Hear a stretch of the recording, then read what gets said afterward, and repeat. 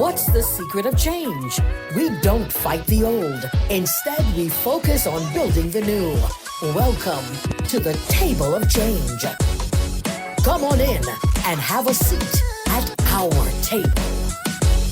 He's the guy who took ZNS by the hand. He worked with the Prime Minister office. He did so many things under his belt. And we are so pleased to have him here. Mr. Watson, tonight me along with Tamara Smith. I remember the first day I came down, it was 2 weeks. 2 weeks before you were supposed to come back at ZNS. And I came there requesting to see you, and you saw me. I'm so grateful. It is amazing to actually see the birth and fruition of an idea and a dream and a vision. And I'm so excited to be here in your very first show to see it actually come to fruition and be birthed. So congratulations to both of you. Yes, and I can't stop that story. I have to continue the story. Yeah. Because when I walked and came into your office and you welcomed me and you spoke to me, and these were your words, I always wanted to do a show about customer service. Correct. So at that point, I then knew that there was an issue. Yeah. There's something that we need to do about it. Oh, drastically. Drastically. And when I walked out of your office, Tamara, I don't know if I told you the story. When I walked out of his office, I skipped. Like a little girl. Like he just gave me a lollipop. Because it was so great to know that he saw the vision and he was going to be backing me up in this vision. I'm so excited. Tell me, Mr. Clint Watson, how do you feel now, today, about customer service? I think even more passionate than I felt before because I watch it everywhere. I mean, customer service, everything has to do with customer service. And for me, you can't get away from it. And it's shocking to see in 2023, that people still struggle to deliver good customer service in what they do. It still behooves me that people don't understand that in operating a business, service ought to be paramount. Yes. It's shocking to me to see employees delivering the business of a company and still don't recognize that service ought to be the epitome of what they give. That still shocks me in our country, and I believe I've gone at an even higher low tolerance for bad service because I think it's just unacceptable in the 21st century. And you know what? I just think we all have a part to play in it. Yeah, I think so. Because for people to get so comfortable with giving bad service is that we've been accepting it over and over again. I have family members, I have friends who call and say, Jackie, and you know what, I got tired of hearing it over and over. They're trying to send me crazy. Let's do something about it. And so that is what we're doing today, guys. Excited. And I want the audience to remember, my listening audience, Table of Change, we are really humble. And we are not trying to make it bad for any company. Our motto is that we are trying to turn the table around in the churches, in the business places, in the schools, with the politicians. We're just trying to do it. And it's going to happen. I believe so. I'm just thinking, Mr. Watson. Tamara, are you there? Let's just hear from Tamara for a moment. Yeah. Okay, I'll take it on. I'm just thinking that just look at the vision statement and the motto statement that every business is mandated that they have it. Do we follow it? No, of course not. It become almost taboo that you have it to say you have it for having its sake, but don't really understand it and don't believe in it. I think what's paramount is clearly training is missing, right? Yes. Because people they get a job and they're told that this is what you're required to do, but there's no training component that says, listen, the paramount to this is service. Paramount to this is understanding the customers are why we exist. So we have to supersede their expectation, not meet it, supersede it. And I think if employees are given the training on how to do that. I love that you touched that because everybody that I spoke to said, first thing they would say that we do give our staff training. And I really do believe them. But what Table of Change have to offer in training, it's going to go to the mind of the people because we don't know who we are. Agree. So that's what we have to start. But I'm not going to get into all of that. I'm just going to touch, like, you can train, but who's inspecting? Yeah. Very Who's true. inspecting? Very true. We have to follow through. Yeah. You know. And the standards have to be maintained, right? Because we say, okay, this is what we're going to do, but then who's judging whether that's the right standard? Yeah. Who's saying that is exactly what it is we have to reach and obtain? And when do we push the bar higher? When do we say, okay, we have to demand more, we have to go further? And who is policing that to ensure that that is consistently being carried out? You know, and I think that's where we have challenges all around. And we're not only focusing on the bad. We focus because there are some sunshine in the business places. Yeah, there are people doing it right. There are people who are doing it right, but they are being smothered. Yeah. They're being smothered, and so it's hard for them to shine. You know why? True. Because the top, we need to train them as well. Yeah. Their minds need to be trained because that's where it starts. It starts from the top. Let's go, Tamara. Let's hear what you have to say.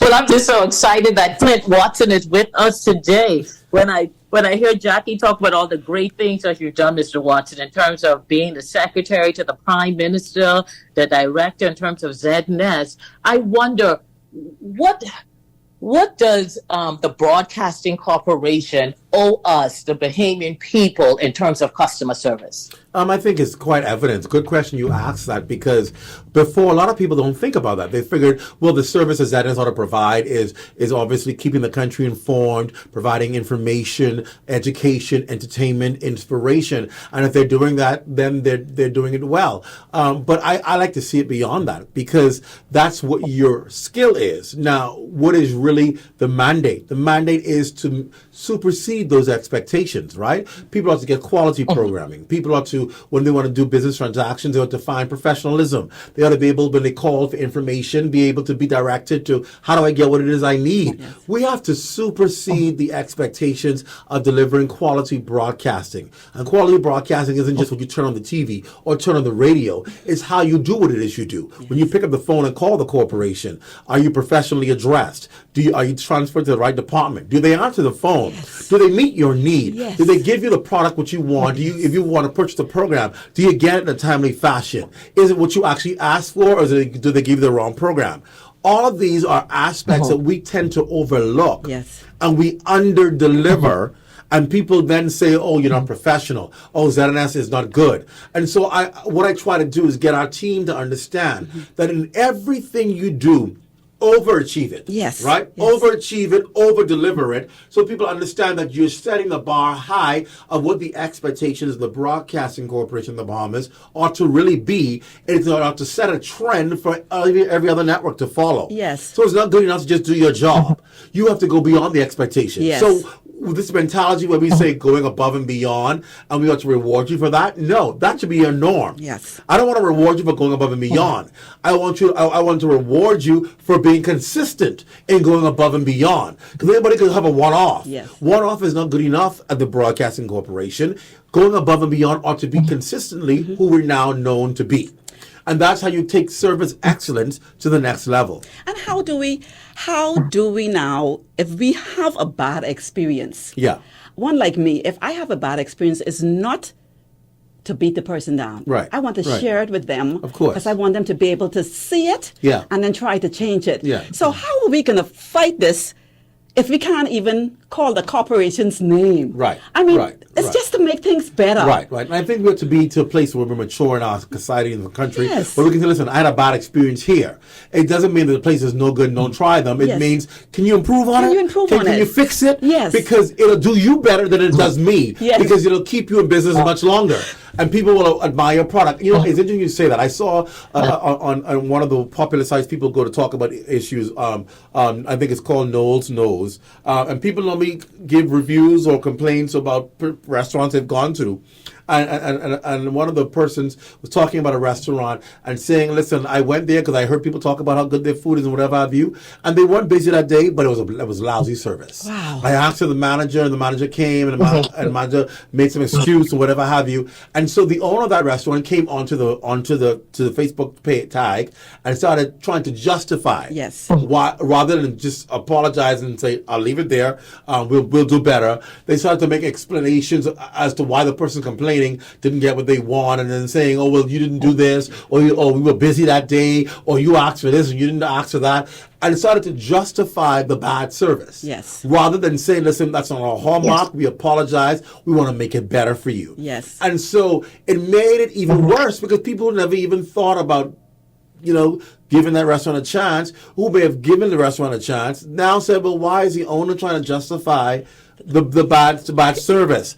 And so it turned off more people because you were trying to justify it rather than say, listen, we made a mistake, we want to get it better. Admit. We want to get it better. Yes. And I think we have to learn to admit when we're wrong. When people call me or see me and say, listen, man, ZNS, you're doing some great things on there, but this happened, X, Y, Z happened. I don't even try and justify it. Right. I simply say, listen, we're wrong, we're sorry, I apologize. Yes. We're going to fix it for you. Yes. We're going to get better at it. Because people want to know that you sincerely are listening to their concerns and you will sincerely address their concerns.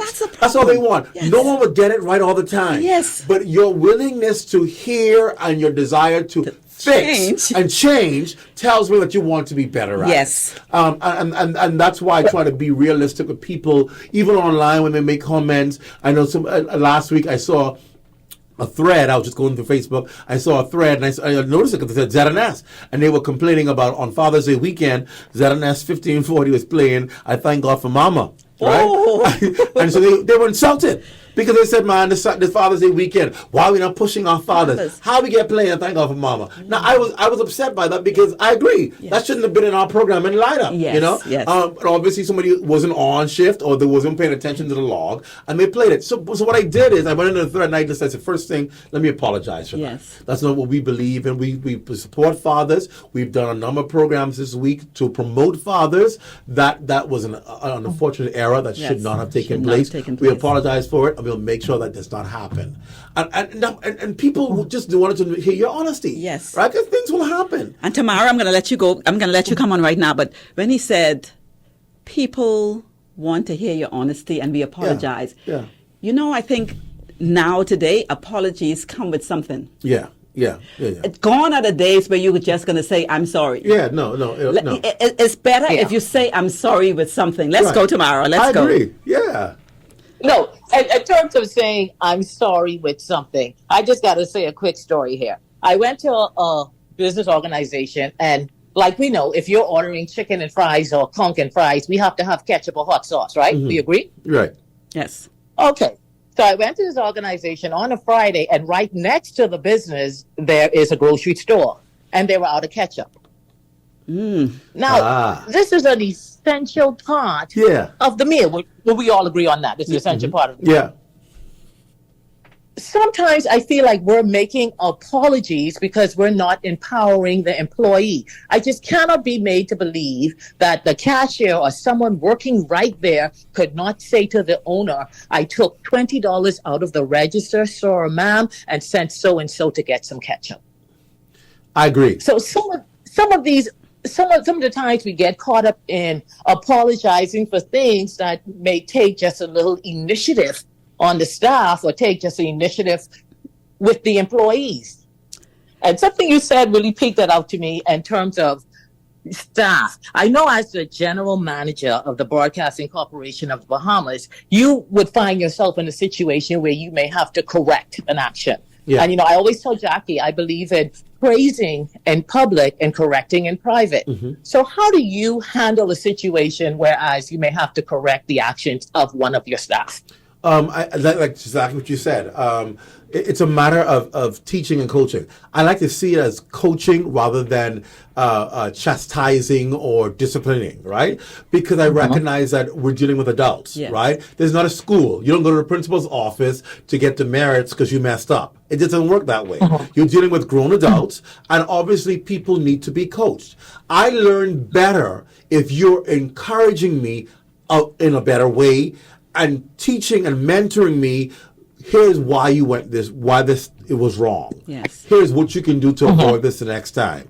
I learn better that way than instead of you telling me you messed up, if this happens again, we have a serious problem, right? Now, there may be a point where that has to happen if there are repeated actions, especially if you work in an environment where people are used to not having to have been accountable. And that is the biggest problem I find here with staff is for too long, there was no accountability for your actions. Right. So if I mess up and it costs the corporation thousands of dollars, nothing happened to me. You go scot-free. So I don't see the need to be on my game. Yes. Because, it's just a mistake. Okay, another mistake. And then no consequences. But I keep telling people on the other end, when I don't deliver on what you expect me to do for you, there are consequences for me by you. Mm-hmm. You demonstrate, you go viral, you go public, you walk out, or you make noise. Yes. So if I'm forced to be accountable to deliver to you what you expect me to deliver to you, I expect the same in return. Deliver to me. And so there has to be accountability. If you play the wrong commercial or you label the commercial wrong and it costs me thousands of dollars I have to refund to a client, don't expect me to just pay that. That's coming from your salary because it was your mistake. And you don't understand that your mistake comes with consequences. And me having to pay a client back means that's money that I can't give when you want to file overtime. Yeah. So we have to understand that just I have to be accountable to you to pay you on time. You're accountable to me to give me a certain level of productivity and accuracy. And when you fail to deliver that, there are consequences that come to you. So it's a teaching lesson. Yes. And your teaching lesson will cost you in your pocket. Yes. But it will teach you. And sometimes when they get that teaching lesson early, they save some stuff. You're gonna do it again. When you see the deduction on your salary you're gonna learn. your error, you're going to do better next time. I mean, even the master above you're going to do better next time. Us. Exactly. And so, this will be previewing what's to come, but that's going to happen for some employees around here, right? I have some matters I have to deal with where employees are going to now have to be responsible because it's cost us thousands of dollars. Yes. Well, who's going to suffer that? Yes. Right? And we've become so accustomed in this environment. The union comes in. Well, I always tell them, bring the union. Perhaps they can share the deduction with you, right? Because at the end of the day, your mistake is your mistake. Yes. And no union could talk you out of being accountable for your mistake. Because at the end of the day, the public is funding this corporation and they demand a certain level of professionalism and accuracy. Yes. And if you cannot deliver that, then you should not be representing the people's station. And no union can talk you out from that. Yes. Do you feel that we as a people, as working professional, are we ready for that level of management? Because what you're saying takes a lot of accountability, and I'm agreeing with you. Yeah, we ought to be. Are we ready? I'm glad you asked that question. Are we ready? Right? This should have been happening years ago. A long time ago. So it's not a matter when you're ready, right? We have lowered our standards in this country to accommodate people and their incompetencies. Yes. And we will never. Listen, I always tell people, that's why we look at these first world nations and say, wow, they're first world. You know why? Because there's levels of accountability. This is what contributes to your country being mediocre. If the Bahamas is going to grow beyond mediocrity, we're going to have to learn to be accountable for what we do. Yes. It's the same thing we talk, it comes around every independence. Yes. And we argue about the entertainers who do the national festivals, who do the national independence events. And we say, why they choose them versus this one? Well, we have to, basically we get to a place where we have to stop doing things for favors. Because so-and-so I know. We have to now begin to look at people and say, if you are the standard, we ought to be using you. We ought to be using you. We ought to have you. And not feel that we owe people an explanation why we use you and not you. All the time. Because you will get to that level if you be consistent in what you do. Yes. But we have to learn to understand that everything requires standards, right? And if you don't want standards, then you're going to settle for mediocrity and you will never be the standard. Yes. So it takes making tough decisions. Yes. But in our country, we are so concerned about people's feelings that we do it to our detriment of our businesses succeeding. I can't tell you the countless amount of businesses that have closed because they were too concerned about people's feelings rather than ensuring that the product succeeds. They were too concerned about the employees' feelings rather than the consumers who are spending their money. Who paying everybody? Who pay for a service. And when you only can operate for 6 months, and then we see you empty, the store empty, and then up for rent. You wonder what happened. It's because you ignored the customers who will cause you to survive. Yes. Because you didn't want to pay attention when they had criticism. Yeah, we take advantage. Mr. Watson, with it being a small society, I hear what you're saying. I hear you and I agree with what you're saying. But I've seen it where the manager now has the interview, meets with the owners, and they seem to be on board with the way he wants to manage, or the vision in terms of his management. Like you say, making the staff accountable. But with our small society, when you now make that certain staff accountable, you have to keep in mind that's someone's sister, brother, cousin, friend. Of course. That's okay. Of course. Of course you do. And that's why you have to stand behind what it is you do. Because I tell people tell you all the time, the worst employees are relatives and families, right? Yes. Because they believe, because I related to the owner, I could get away and do whatever I want to do. They're the worst employees sometimes unless they have integrity and professionalism. And that's why I believe that you have to be able to justify your actions. Yes. So if I'm the manager of somebody's business and I have to take action against somebody for their inefficiencies, I got to be able to show just cause. Yes. Right? And I think if I show just cause, they're going to understand. The owner wants to say, well, at the end of the day, that's right. It's my money I'm investing. I want you to make sure that this business succeeds. Now, that's different from people who just have something against somebody, and they're just trying to find reasons to mess with them, and they get rid of them, and they have no just cause. But if you can just show just cause why people need to improve, I think people ought to be willing to take the advice to improve, to better the product. They better it. If the Broadcasting Corporation of the Bahamas can be successful in delivering quality service and a quality product, our bottom line will improve. And guess who's going to benefit? Those same employees that you are tough on. They will benefit. Yes. And that is why at Table of Change, we are asking business owners, get on board with Table of Change. Things will get better for you. Sponsor the show. Call us when you need us to talk to our staff. We will help you. We need each other. Allow us to call your name and something go good. Allow us to call your name when something go bad. Because the Bahamians just want to hear that the owners are on board and they are not encouraging bad service. And they will keep coming to your company. Sure enough, that's accountability, right? And that's a conscious effort in ensuring that you meet what the public is demanding. Yes. If you can't meet those needs, you're not necessary. Yes. Wealth is created when you have a product with all your that years can meet of a need. managing. Yes. With all your years of managing, give me an example of how you were able to bring out the best in that employee by now pointing out their actions. I think it goes back to a strategy I've always used in managing people, and that is you have to meet them where they're at, right? It can't be, I'm the boss, you're the subordinate. That never works. It has to be, I'm the coach, you're the athlete. I'm the mentee, I'm the mentor, you're the mentee. So they see that the relationship is being built to make them better, not you. You're fulfilling this fixation of lording over people.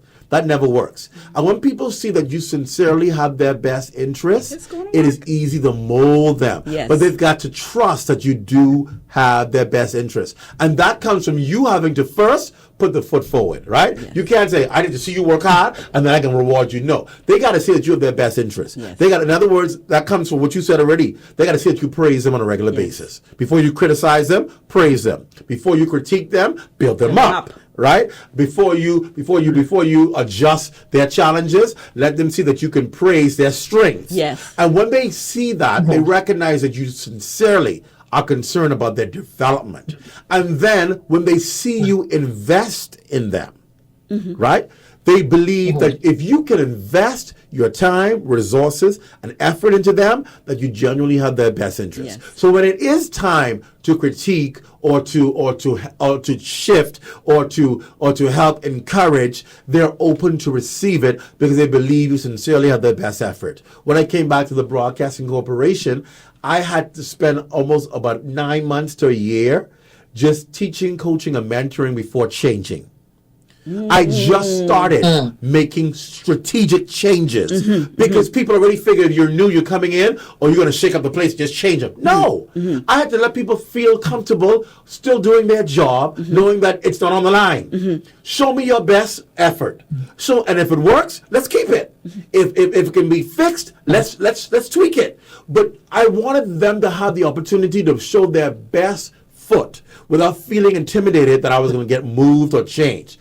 After 9 months of being here, then I began to make strategic changes. Everything else up until 9 months was being done with them, functioning in the roles they were functioning in, but making them better. And when they saw that, oh, we look better, we sound better, we're being better, but he didn't move us, it let people know that we had the capability to do this on our own. Yes. So now when it's time to make some tweaking and changes, people can feel secure about it because they recognize he has our best interests. It's not about him implementing his plan or him trying to bring his people. It's about him incorporating us into the plan, and we see how we're making the change and the shift. It does good for people's spirits. Yes.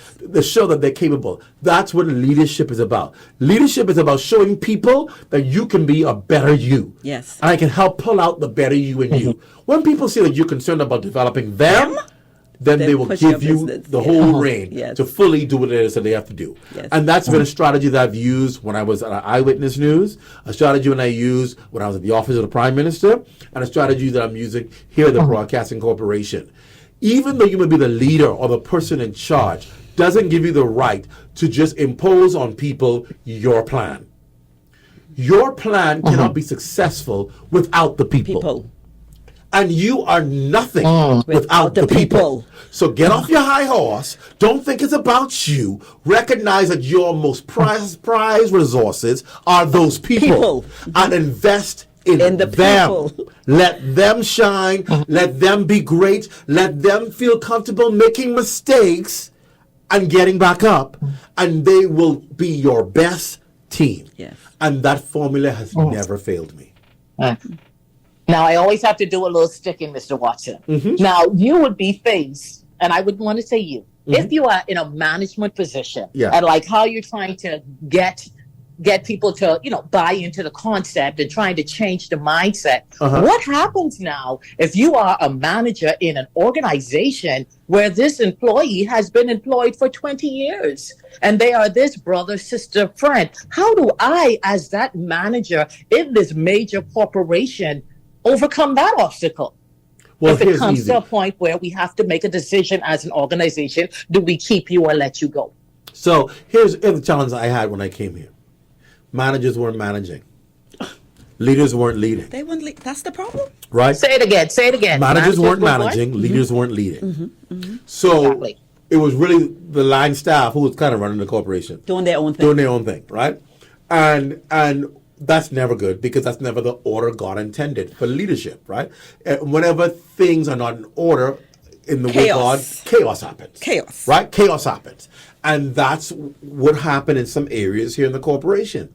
There were chaos in some departments because managers and leaders were afraid to lead. Now, when I say afraid, here's why they were afraid. They weren't equipped.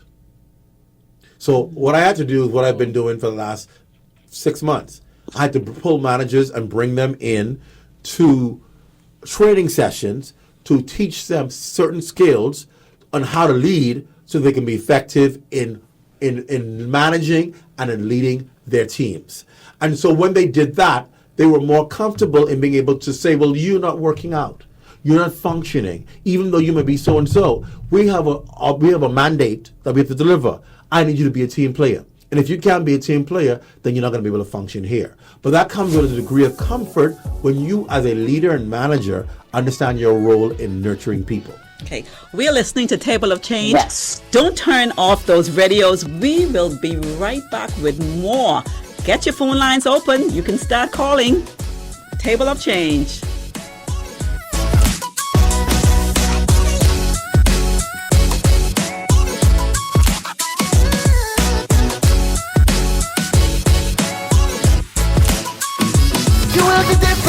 Ruby's Ultra Tech in your car. Fill up with Ruby's Ultra Tech. Spend less and go far. Fuel up with Ruby's Ultra Tech. Get the most out every ride. Just watch your car perform with the best fuel inside. Fuel up with confidence in every mile. Get Ruby's Ultra Tech in your tank and drive with a smile. Watch your car perform with the best fuel inside. Fuel the difference. Ruby's Ultra Tech. From June 1st to November 30th, the ZNS Radio and TV network is the #1 source in the Bahamas for hurricane information. For during and after a storm. Now is the time to choose your radio and TV hurricane season ad package. Get extra special rates and run the ads only when you want them to run.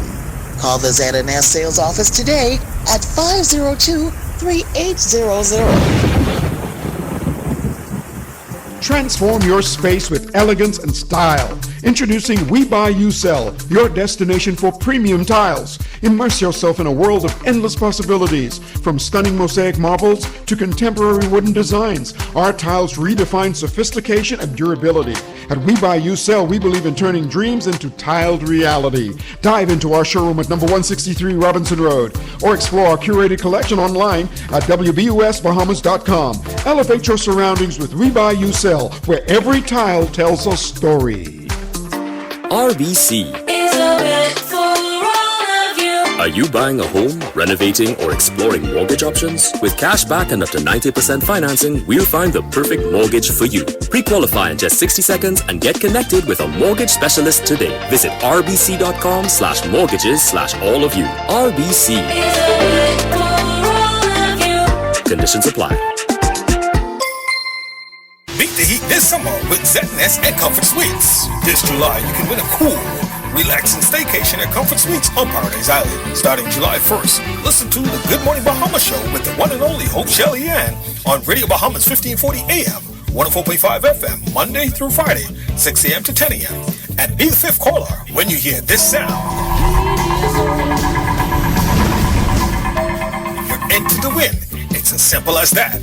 The winner of the ZNS and Comfort Suites Beat the Heat promotion will be chosen on Friday, July 26th. Beat the Heat with ZNS and Comfort Suites.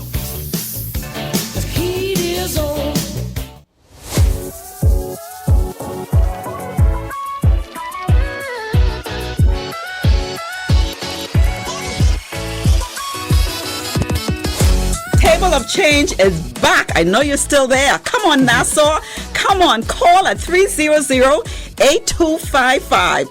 That's 300-8255. And we're not forgetting the Family Islands. Come on, San Salvador. Come on, Eleuthera. Come on, Long Island. Let's get this on. Call us at 325-5403-405.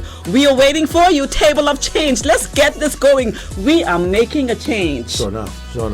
Yes. We're going to remember now, we're going to do a little bit of housekeeping. We're going to make sure that we're here to improve. We're here not to point fingers. We're here not to, call names of the businesses or call names of the person or do any slander or defaming the person, because the whole idea here is to improve the situation and not get caught up in the who say, who she say. We want to make sure that we're getting callers in that are interested in change. So please do call in. While we're waiting for someone to call in, during the break we got onto something. We were talking about the vision. And people, before you can implement a plan in any organization, we get as leaders so enthused about implementing our plan and not recognizing that you have to share your vision with the people so they understand where you need to go, so they know exactly how to execute your plan. Yes. If they don't know the vision and they don't know where to go, and you don't take time teaching them the vision, sharing with them the vision, getting feedback from them on the vision, because you don't know it all. You get a better vision when you get people to give you feedback, then they can effectively implement it. We have Mr. Poitier on. Let's go, Mr. Poitier. Yes, my lady. A pleasant good day to all y'all folks in the room. Good evening. Good evening. But like I was saying, the law is the greatest thing that God created. You know what I mean? And man must follow the law.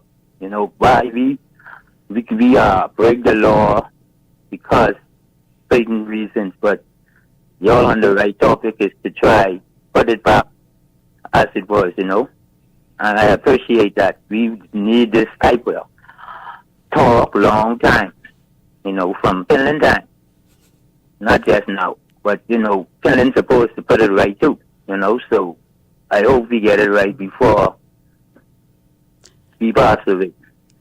Y'all have a blessed night and continue your discussion. Thank you. Thank you so much. Thank you. Better late than never. So we're gonna ride on that. We're starting now. So we're gonna get this. We're gonna make it happen. So we are going to follow the laws because we are spirit. Yeah. We have to know who we are. Of course. It's not gonna work unless we recognize who we are. Yes. I totally agree with you. I had one idea. I had one thought that I wanted to get your opinion on, Mr. Watson.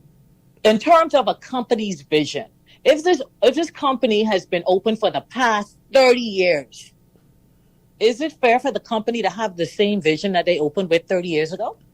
I don't see why not, and I'll tell you why. I'll tell you why I say that, right? Because your vision in the beginning, if when you start a company, should be what you build on and how you succeed with carrying out your mandate. Now, it can be tweaked, it can be added on. But it shouldn't directly change because that's what you execute and what you hope to implement. But it can be tweaked as you go along the way. It can be enhanced, especially if you have different people who lead in what it is. So, for example, the vision of ZNS is the mission and mandate of it is to inform, educate, entertain, and inspire. Now, there are different ways that can be done, and different leaders that will come in may have different methods on how to achieve it, but it doesn't change what the vision is and what the purpose of the station is, right? And so I think that's important, that your vision could be there from the beginning, but you build on it. And it should be what you enhance on it as well. Can we have Miss Robinson on the line? Miss Robinson? Hello. Good evening. Hi, good evening to all. Good evening. Mr. Watson, I'll just jump right into it. Mr. Watson, I heard you mention that a challenge that you had when you walked through the ZNS doors was that managers weren't managing and leaders weren't leading. Do you think or agree or not agree that some managers are really not leaders? Absolutely. You're correct. You're absolutely correct. Matter of fact, that was one of the things that I identified, right? You have a lot of people in these companies who either get a promotion, but they don't have the skill, or maybe even got a job, a position because of who they knew, or favoritism, and so they weren't qualified or capable of fulfilling that job. Yes, that is absolutely correct. And that's sometimes very challenging. How do you deal with that, right? How do you deal with that? And so what I had to do was, you had to have a heart talk with people. There were some people who were managing. I had to say, okay, well, this ain't you. Yeah. This simply ain't you. This is not what your skill is. You may be a great technical person or great skilled person, but managing is not your thing. And sadly, because of how you have unions, you end up promoting people to give them a more salary or promote them, and you put them in management, and they're not people. They're not people skills. They're great at what they do, but they can't manage people. Yeah. No. And I think you have to, as a leader, you have to be able to help people understand that's not your strength. And instead of failing, why don't you continue to do what it is your strength is and succeed in this area, and we provide remuneration for you in that area, rather than putting you in charge of people in order to promote you, and you fail at doing that. Listen to me. Management is a unique skill.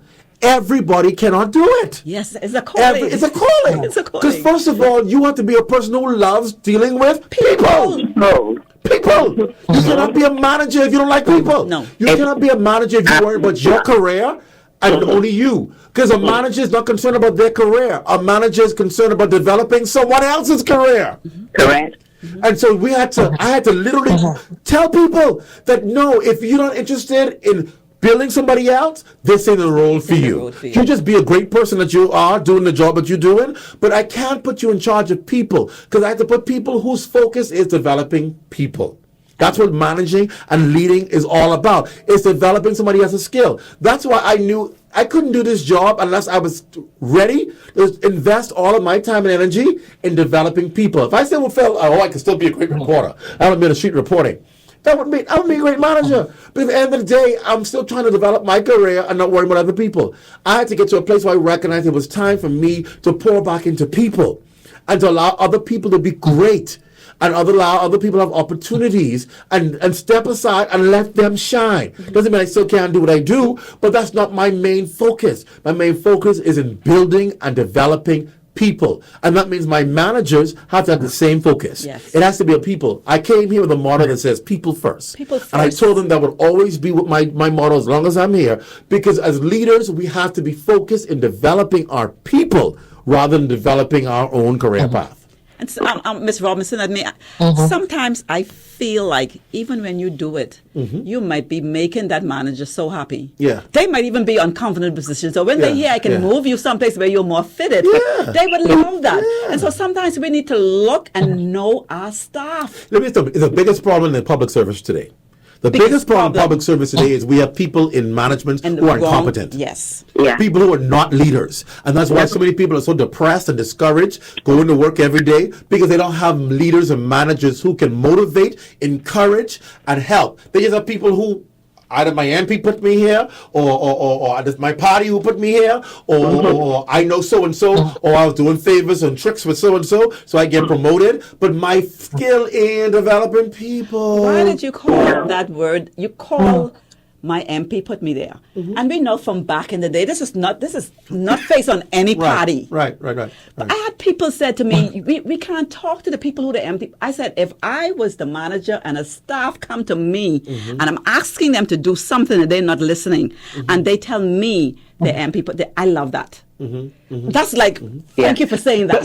Because who's your MP, please? I am going to call that MP. I've done that too. And I'm going to say, this is what this, I'm sure. I have done it. You're trying to help this person, but you want them to work. That's right. I am sure even back then and even today under this administration, they do not want people to say they are agreeing for them not to work. It is nonsense. And if it is happening, we are going to but change it has that. stifled us from going to the next level as a public service and as an administration. All administrations, it has hindered Bahamians from getting top-notch service in the public service because we have people who are not serious about meeting the customer's need. Yes, we have to help. We have to help. We have to do it. Yeah. That's where transformation begins. How would we view, or how would you view an employee that came to you working for your organization, let's say for 20 years? They hold an upper management position in the organization.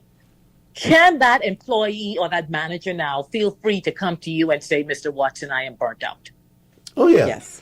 Oh, yeah, they've done that. I've agreed with some of them. Yeah. Because it's so easy to get burnt out doing what you love or not doing what you love. It is very easy because you have a passion for something. All you want to do is give everything to it. And sometimes dealing with the systems and the challenges you face in some of our companies, it can be demoralizing, and it burns people out because you find yourself doing this job, doing that job, trying to make it happen. It is so easy. And that's where people have to be pulled in and given an ejection to be rejuvenated, right? And that's where conclaves come in. That's where seminars come in. That's where workshops come in. That's when training come in. And that's why I'm so heavy on those things. Because those things inject life back into the burnt out worker. It injects strength back into the tired worker. In the deflated one without ideas, it gives them creativity again. That's why it's so important to have these refreshers for your staff and your team, because it is so easy to get burnt out doing the work. And if you don't give people the kind of time and affection they need to be able to be reinfused, you're going to lose them. Yep.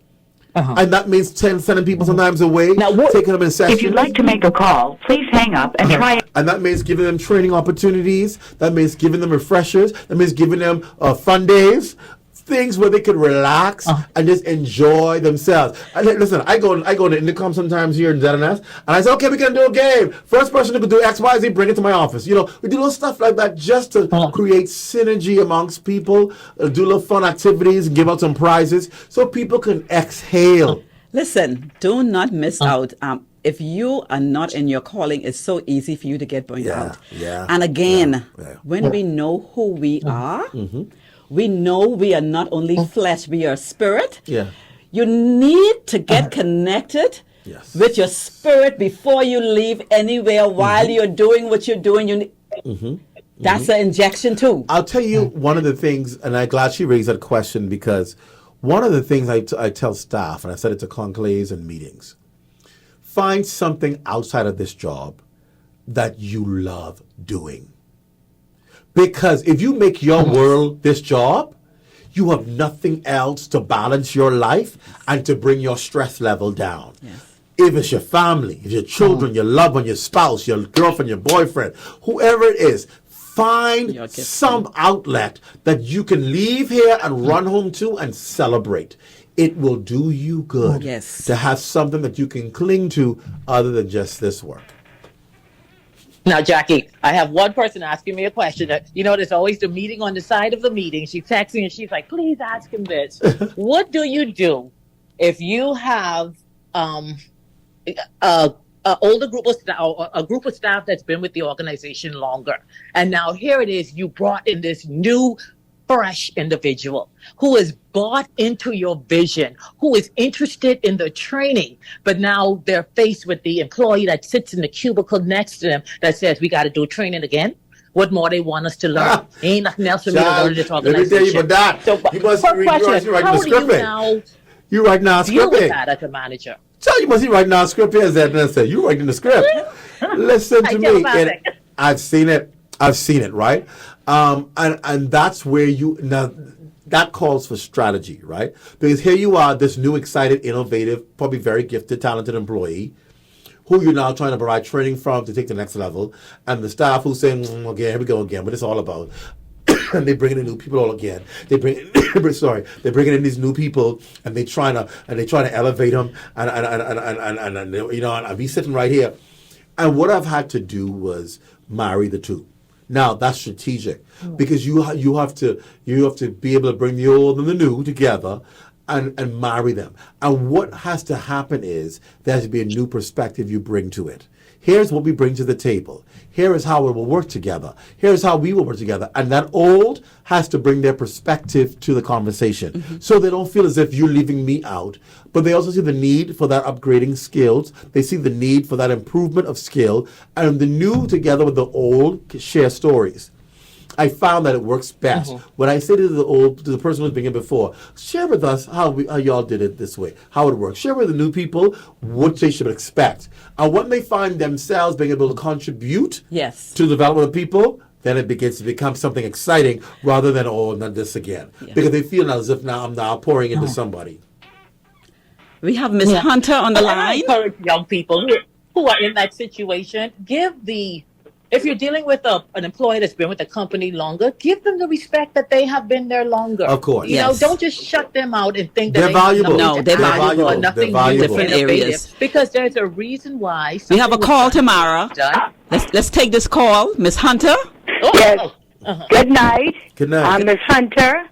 I'm calling to compliment Miss Moxie and Miss Fox on a job well done on the show and their guests. I've listened to the show from the beginning. They started the show. I've listened to all the previous shows. They've been given good information. Their guests have been good guests and given good information on Table of Change. And yes, the information they're giving very valuable on change. They've done from the beginning. They've done. They spoke about the management from the top to the bottom. Yes, and a great show. Good luck to you guys, and a great show. Got a job well done. Thank you so much. Thank you so much, Miss Hunter. Pleasure talking to you.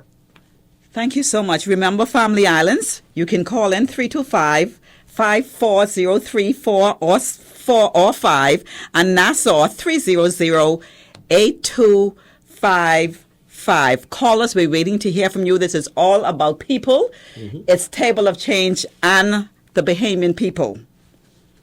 Tamara, you can go on. I think we cut you off. You can go on, my dear. Oh, yes. Oh, trust me. I am so happy you cut me off for her. I love that caller. But I was just saying in terms of being the new employee and you're faced with that employee that's been there a longer time. I think sometimes that we forget the humane aspect and putting ourselves in that person's place. They may feel that they're going to be overlooked. They may be intimidated by your enthusiasm. But sometimes we can play a part in it by asking them for feedback, by, I notice it's done this way. Why is it done this way? And what do you think why it shouldn't be done the other way? I think sometimes we miss being able to have a corroboration with the new, ready to learn, excited employee and the burnt out employee. And I think each party plays a part in that. You're absolutely correct. I think one of my greatest satisfactions, and since I've been here, since I've been back, is to be able to see the institutional knowledge from the experienced employees who have been here longer, and to even see the transformation into a lot of the new that we're doing by them. The greatest satisfaction is seeing the same people who people would have criticized or condemned and say, oh, that ain't with it, and to watch them take this corporation to new territories themselves, to watch them use their skills to build and to create the new ZNS. That's more gratifying to me than the new people that have come in. Is see the existing talent help take us to the next level. That's been phenomenal. Dr. Knowles is on the line. Let's hear from Dr. Knowles. Hello? Good evening. How are you all? We're doing great. Thank you. That's good, Ms. Watson. Good to hear your voice. Thank you. It's an interesting subject. I think something like this really needed to be addressed because we have so many persons in position that don't have an idea of what they are doing. And they only there because of who they know. And I don't think that is fair to the person who God has anointed and gifted to be in that position. And in this country, that is one of the biggest problems that we have. That's why there's so much problems in the workplace. Because I am sitting in the office and I don't have no idea of what job criteria is. So we need to get that sorted out, especially now that we are dealing with young people who are going to universities and colleges and educating themselves to do their different type of work that needs to be done. And there are people sitting in the state where they should be who are not doing the move. And it's not fair to that young person. And so I pray that we would get it together in the corporation. The problem also is in the church. The problem is in government. The problem is in every sector. You're right. And I think we need to deal with that because when our young people go on, they don't return back home because they can't find nothing to do. What they went to college or university for, they can't come home and fulfill that. And so this is a good subject tonight.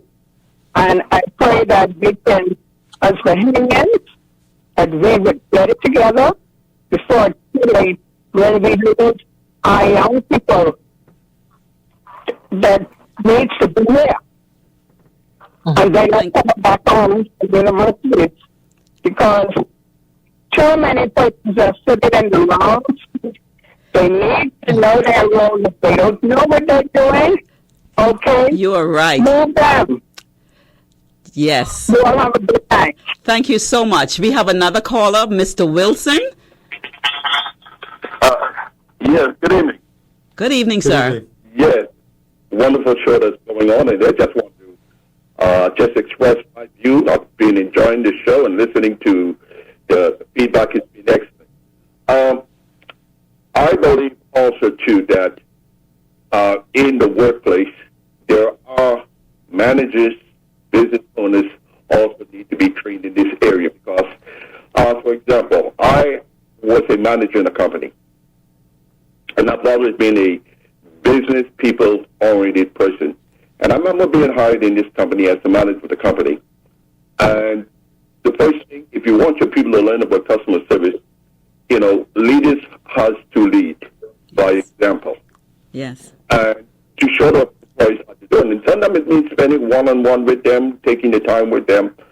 And I remember the owner of the company, and that's what I was doing in this particular company because I came from a very successful background. And the manager who never understood my success misinterpreted what I was doing with the employees. Meeting with them one-on-one, and he came up to me and he says, Mr. Wilson, I didn't hire you here to build relationship with the employees. Wow. Your job is to hire and fire. Wow. I don't want you sitting down and talking with them no more. I don't want you mentoring them no more. You are the boss. They're the employee. They do what you say. That's it. And that was kind of difficult for me to do and so forth, because one of the things about training about customer service, leading by example, teaching people how to love, whether it's in the church setting or whether it's in the work employee setting, you're teaching them how to love and to respect the customers and so forth. And I remember one evening sitting with one of the young men of the employees, and this was after working hours, 5:30, business closed down and everything. He was talking with the young man about the company and everything, and the business owner came by and he saw what was going on. Next one, he calls me to his office. He says, I don't like you talking to employees after hours. You're fired. Wow. And because he never understood the importance of training employees how to train their customers. I think that's across the board. Yes. Managers, business owners too, have to train, because if we spend a lot of time in training these employees, or what we call the line staff, and the owners of these companies doesn't understand what's happening, it's almost like also defeating the purpose. Don't you think they should also be right across the board?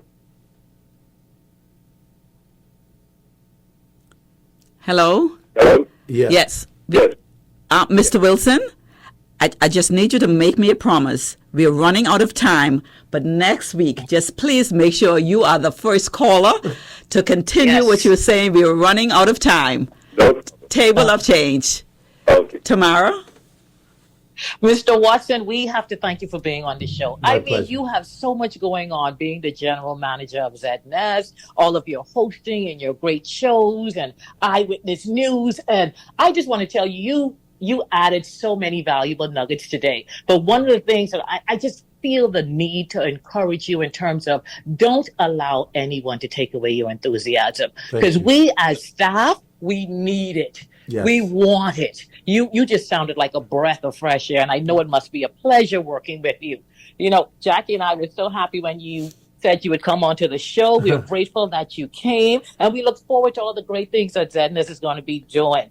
Next week, same time, 8 o'clock, Table of Change. Myself, Tamara Fox-Smith. Jacqueline Fernanda Moxie. And Clint Watson, I'm so happy to be a part. I know this show is going to do well. I think you're dealing with a topic that's timely, and I'm so happy to have been here your first show, and I wish you every success in the future, every week when you're here. And I encourage your listeners to make sure you're back every week, because they're going to have some great information, some great guests, and I think we're going to see this show take off because it's necessary in our country. Thank you, ladies. Table of Change. See you next week. Thank you, audience. Thank you, Mr. Watson. Thank you.